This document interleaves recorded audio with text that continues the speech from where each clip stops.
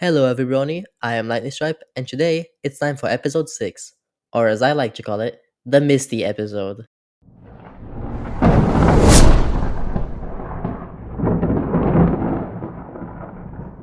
Misty, and even more Misty. The last episode may have been full of hidden lore, but this one has that and more. And did I mention Misty? Man, her maiden is just amazing. I just love her character development. Oh, sorry, I guess I was rambling. So, where was I? Ah, yes. Opaling sends out Misty to steal the lantern, so she heads over to Meertime where she meets Izzy. They two have a classic Pinkie Pie meeting, and Misty is lucky she drew herself a cutie mark because Izzy invites her to a traditional unicorn sleepover at the Bright House that night. Misty, however, is hesitant, since she needs Opaling's permission.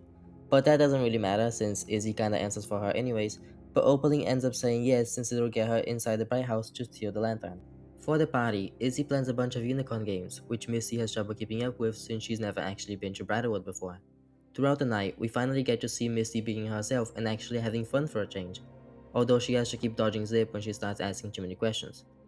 Even though I love Misty, I have to admit she's one of the worst scouts I've ever seen, and I've seen my fair share. You see, when you're a scout, the trick isn't hiding what makes you suspicious, it's making these things look normal through your fake backstory. Instead of pretending to be from Bridalwood and then not being able to answer questions about it, it's a lot easier to say you're not from there in the first place. Misty could have said her family weren't fans of other ponies and lived alone, which would explain why she knew little to nothing about the traditions Izzy was talking about. It also doesn't help when the one you're meeting is someone like Izzy or Pinkie Pie. It makes it even harder to tell which are normal traditions and which are her own personal ones. Another thing, you should never say no one or nothing to dodge a question, something that Misty apparently missed out on during Scouting 101. Now, the real logic of this episode comes in the form of the stories they tell during storytime. Sunny, of course, decides to tell the story of the crystals. She starts off with Twilight's story, coming to Ponyville and making new friends. But then she says a magical accident happened, and an Earth pony got hurt by a unicorn. The tribes became angry at each other, and, trying to protect her kingdom before things got out of hoof, Twilight locked the magic in the crystals. But it's not over yet. Misty stands up and proclaims that this isn't the true story. She says that most of the magic initially came from an Alicorn queen. The ponies grew jealous and the princess stole the magic and hid it away, putting a magical invisibubble around Equestria so the queen could never find her magic again. While the queen was left alone with only a fraction of her power, the rest of Ponykind built cities using her stolen magic. The thing is, neither of these stories are 100% correct. Sunny's side doesn't mention Opaline at all, and Misty's is shaped from hatred towards Twilight. But I believe we can piece together what happened by mixing both of these stories together. When Sunny said that an Earth pony was hurt by a unicorn, it seems too broad yet weirdly specific at the same time. Ponies argue all the time, and something like a simple argument wouldn't be enough to divide entire tribes. But at the same time, it's weird how she specifically says that an Earth pony was hurt by a unicorn.